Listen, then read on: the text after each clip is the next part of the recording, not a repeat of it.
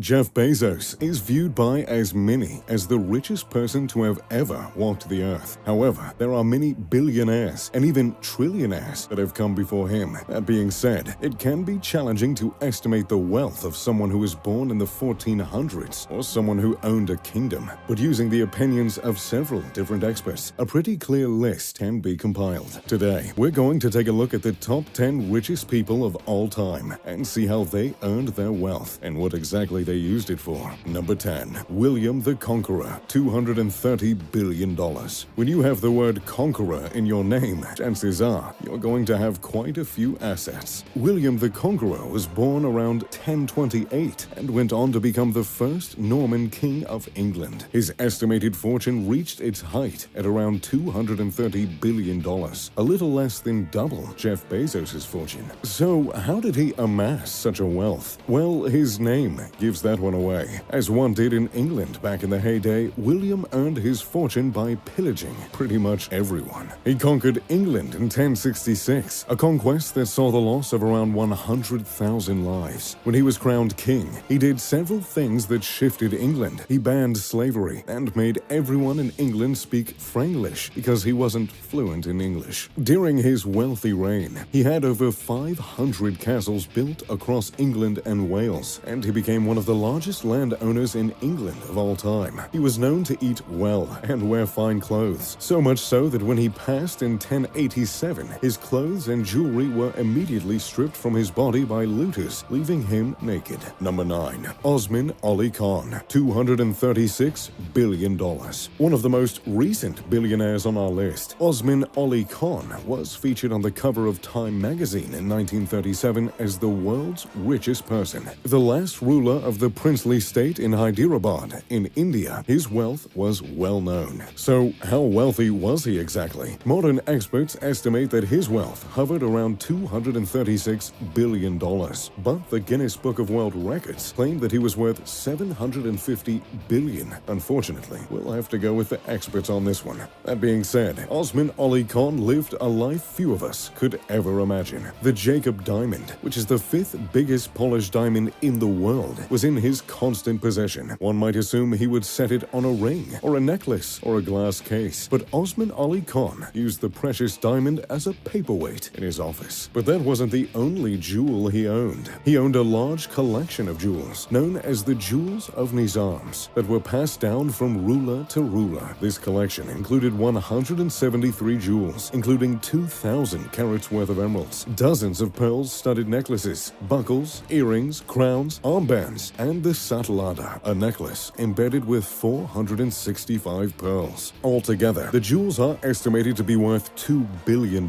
only a fraction of his immense wealth. Yet, despite owning such a wealth, living in a massive palace, owning 50 Rolls-Royce vehicles, and having 300 servants, Osman didn't always reflect his financial status. He was known to wear the same hat for nearly his entire life. He ate his food on a tin plate and was known to beg his guests to bum a cigarette. He was even known to knit his own socks. Over the course of his rule, he introduced electricity, airplanes, and railways to the district. He was also known for donating much of his wealth to educational institutions and religious institutions throughout India. Number 8. Nikolai Romanov, $300 billion. Russia has had its fair share of wealthy families, and the Romanovs are perhaps the most well-known. Unfortunately for them, their wealth is one of the reasons they were massacred. Nikolai Romanov, the last Tsar of Russia, was estimated to have around $300 billion to his name. He's viewed by many modern historians as a weak, incompetent leader, and historians weren't the only ones who felt that way. Nikolai was even credited himself saying, "I am not prepared to be a Tsar. I never wanted to be one. I know nothing of the business of ruling." However, his incompetence and reluctance to be a ruler doesn't mean he didn't enjoy his spoils. He had an annual salary of 200,000 rubles, with an additional 20,000 rubles to spend on clothes and miscellaneous items. However, he constantly overshot that $20,000 limit, often spending an additional 150,000 rubles. For reference, factory workers only earned 500 rubles per year, and high-ranking generals only made 5,000 rubles. His spending money was 40 times that of the annual salary of an average worker. So, what exactly did he spend all that money on. Pretty much anything he wanted. He regularly spent 20,000 rubles to have clothes and military uniforms custom made for himself. His wife also joined in on these shopping sprees. She was known to spend 40,000 rubles on extravagant jewelry. Then there are the events that Nikolai spent his money on. His coronation was the most expensive coronation in Russia's history. 24 tons of silver and gold tableware were brought to the event. A choir of 1,200 people were hired to serenade the couple. He loved to throw parties for his country and himself. On the 300th anniversary of the dynasty, he celebrated by pardoning all civil debts and had over 1.5 million gold, silver, and bronze medals made to commemorate the event. In addition, he mass-produced postal stamps, handkerchiefs, and mugs that celebrated the event. Basically, he sent everyone away with really expensive goodie bags. He was also known for eating extravagant meals and going on lavish trips. His kitchen was manned by 55 people and offered 3 levels of meals. The most simple still included a 4-course breakfast, 5-course lunch, and a 4-course dinner. The food was so upscale that the leftovers were served as delicacies at local restaurants. His trips were most often hunting trips. 50 crew members were brought to make the experience as luxury as possible, and that included painters who would paint scenes from the hunt. His annual hunting budget was equivalent to the yearly salary of 100 school teachers. If that's not extravagant wealth, well, I don't know what is. Number 7. Andrew Carnegie, $309 billion. When you think of wealthy American families, chances are the Carnegies come to mind. Andrew Carnegie was a steel magnate who went from working in a factory changing spools of thread to having a net worth of $309 billion. He started his early career working as a telegraph messenger. His success, hard work, and attention to detail led him becoming the superintendent of the Western Division of Pennsylvania Railroad by the time he was 24. His superiors at his jobs taught him about business and influenced his investing, which led him to investing a lot of money in the railroad industry right as it began to boom. After the Civil War, Carnegie left the railroad business and went on to develop several ironworks companies, namely Keystone Bridge Works and the Union Iron Works. He also launched the Carnegie Steel Company, which he sold to J.P. Morgan for an astounding $13 billion. His wealth was immense and well known, but he took a rather modern approach to using it. He wrote a book, The Gospel of Wealth, which discusses the wealthy's social responsibility. His most famous quote, "The man who dies rich dies disgraced," was also practiced by him. He donated the equivalent of $4.8 billion to charities and, upon his death, gave most of it away. He left his family with a small sum of his wealth and also left sizable amounts to his housekeeper, nurse, maid servant, and his butler. Number 6. Jacob Fugger, $400 billion. Jacob Fugger was one rich fugger. Jokes aside, Jacob Fugger was actually known as Jacob the Rich, and for good reason. He's estimated to have had a fortune of around $400 billion. Back in the good old 1400s, Jacob's parents earned their fortune trading textiles with Italy. When Jacob came of age, he started mining operations for silver, quicksilver, copper, and cinnabar. He had a talent for investing, and he often spread his wealth across many different industries, and it worked out pretty well for him. By the time he had truly made it, he was loaning money out to the Vatican. His money helped build many of the Vatican's buildings, including the Sistine Chapel. He was known to spend his money on some rather lavish things from time to time, and in a period of extreme wealth in Italy, that often meant building homes, art, and fine clothing. His wife greatly benefited from this. At one point in his life, he bought his wife 40,000 guilders worth of jewelry. His own home was 4 stories tall and was, at the time, a modern Renaissance building. There were water fountains and fireplaces in every single room. He was also quite a giver. He funded Fugare, which became the first low-income housing program in the world. There are 52 homes on the property that housed families in difficult situations. The yearly rent was 1 symbolic guilder, though the residences did have to pray for the Fugger family 3 times per day. Fugare is still standing with residents to this day, and they still only have to pay 1 guilder per year, which equals about 88 cents. There's no word on if they still have to pray for the family, however. Number 5. John D. Rockefeller, $400 billion.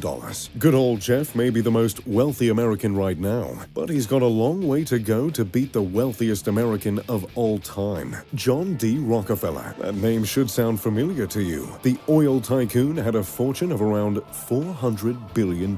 He founded the Standard Oil Company in 1870, which began to skyrocket in value shortly after. At one point in time, Standard Oil Company controlled 90% of the oil in the United States. His personal wealth became so enormous that his fortune was 2% of the national economy. With all his money, Rockefeller lived an incredibly comfortable life. He owned houses across the United States. Most notably, he owned Kaikwit, a 40-home room with views of New York City. The home took 6 years to complete and featured collections of Chinese ceramics and 20th century art. But the Kaikwit home was just the beginning. The home was set on an estate that would come to be known as the Pocantico Estate. The estate covered 3,510 acres and included 75 houses, 70 roads, and 9-hole reversible golf course, outdoor swimming pools, several tennis courts, a full-sized bowling alley, billiard halls, and its own farm and gardens. Rockefeller wasn't well liked by much of the public, but as he aged, he really stepped his philanthropy game up. He donated 10% of his income yearly to charity. Number 4. Akbar I. Akbar I owned a massive empire in the 1500s, and he had quite a fortune too, estimated to have been around $500 billion,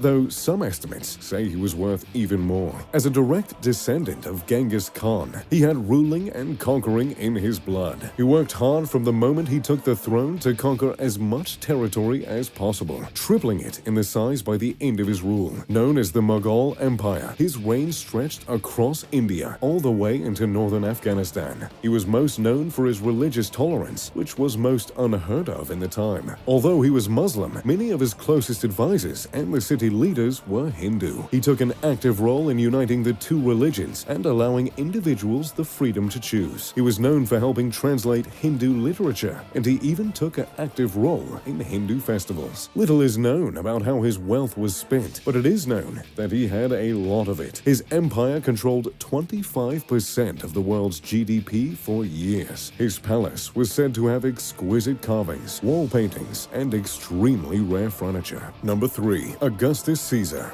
Julius Caesar may be more well known, but his heir, Augustus Caesar, was the rich one. He is the only confirmed trillionaire in history, owning a fifth of the wealth of the Roman Empire, which accounted for 30% of the world's GDP at the time. Most experts agree his fortune hovered around $4.3 trillion.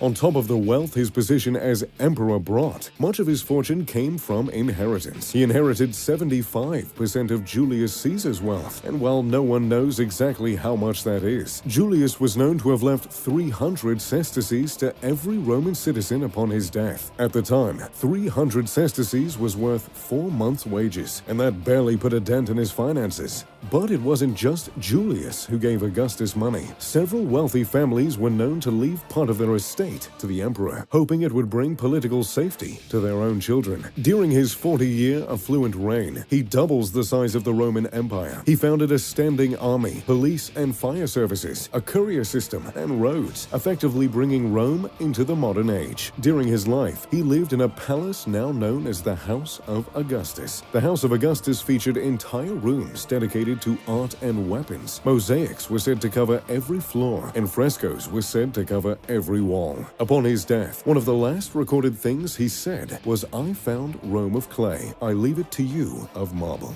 Indeed, his rule ushered in a 200-year era of peace and prosperity in the empire. Number 2. Shizong of Song. The runner-up for the most wealthy person in history is also one of the most mysterious on our list. Emperor Shizong of Song reigned from 1067 to 1085. Lucky for him, this was during an extremely affluent and prosperous era of China. They were the top makers of bronzeware in the world, and farmers were granted the rights to own their own property. The production of rice skyrocketed and became a staple of the economy, making them a commercial superpower. In addition to this, gunpowder, printing, and magnetic compasses were invented during this time. The Song dynasty was able to create the world's first paper money and also formed the world's first navy. The navy allowed them to defend their trade routes, which protected their products. With all this innovation, Emperor Shenzong controlled 30% of the global GDP, and with a highly centralized economy, Shizong had immense control over over the money. His wealth has been called immeasurable. Experts know it is trillions of dollars, but it's hard to pin down an exact amount. Much of his financial status is attributed to the fact that he formed and increased tax collection hundreds of years ahead of European governments. But even with his wealth, Zhejiang was known for being fairly giving. He is viewed as a forerunner of the modern welfare system. His policies actively improve the situations of the unemployed, the homeless, and the peasants. Number 1. The most wealthy person in the history of the world may be someone you've never heard of, but after this, you won't forget him. Mansa Musa controlled a fortune so vast, so extravagant, that modern historians cannot even fathom how much he truly had. He rode across Africa on zebras, carrying thousands of pounds of gold, and that was the equivalent of spare change to him. He became the ruler of the Mali Empire in the early 1300s, when his predecessor went missing, trying to find the end of the Atlantic Ocean. It's too bad his predecessor couldn't just stick to land, because he would have had a pretty incredible life. During Mansa Musa's rule, Europe was struggling immensely. Things like the Great Famine, Civil War, and a fun little thing called Black Death brought all the kingdoms of Europe to its knees. But Mali was doing fantastic. It was the world's largest producers of gold and salt, which were the two most important products at the time. Mansa Musa conquered 24 cities and their surrounding districts within the first few years of his rule, yet he remained distant from the rest of the world. Even in Egypt and the Middle East, little was known about him. But that all changed when Mansa Musa began his journey to Mecca. As a Muslim, the pilgrimage was an important part of his religion, but when you have that kind of money, you don't exactly have to rough it. His voyage to Mecca covered 4,000 miles, and he didn't go at it alone. He brought tens of thousands of soldiers, slaves, and heralds. Every single person wore Persian silk and carried gold staffs. The camels and horses carried hundreds of pounds of gold. There were at least 80 camels that carried between 50 to 300 pounds each. As he journeyed through Africa, he was a spectacle for all to see. He often spent frivolously in cities and even gave gold as gifts. Upon hearing he was approaching Cairo, Al-Nasir, the Sultan, ordered him to visit his palace. Mansa Musa refused, but finally agreed to go upon Al-Nasir's constant insistence. There was a moment of tension with Mansa Musa refused to kiss Al-Nasir's feet, which was a common gesture of respect at the time. He eventually conceded, and Al-Nasir offered him lodging for the night. His time in Cairo was one few could forget, but by the time he left, the streets were covered in gold, and the people were basking in the fortune he had given them. But unfortunately, giving the fortune became a problem. His gifts depreciated the value of metal, and it would take 12 years for the city of Cairo, Medina, and Mecca to financially recover. It is said on his long journey to Mecca that he funded a mosque being built every single Friday. Upon arriving in Mecca, he turned himself to his religion and studies for days at a time. When he returned home, he got to working on building palaces, mosques, and universities throughout his empire. He created Sankor Madrasa, a leading center and university. The university housed 1 million manuscripts, rivaling even that of the Library of Alexandria. Unfortunately, soon after Mansa Musa's death, the Empire of Mali began to fall. Constant civil war began to weaken the country, and its ability to trade began to diminish. By the 1600s, Mali was being invaded by European cities to exploit its resources, and the rest is history. So, there you have it, the 10 wealthiest people in history. Do you think Jeff Bezos will pass them? Let me know in the comment section down below. If you enjoyed the video, make sure to leave a like and subscribe.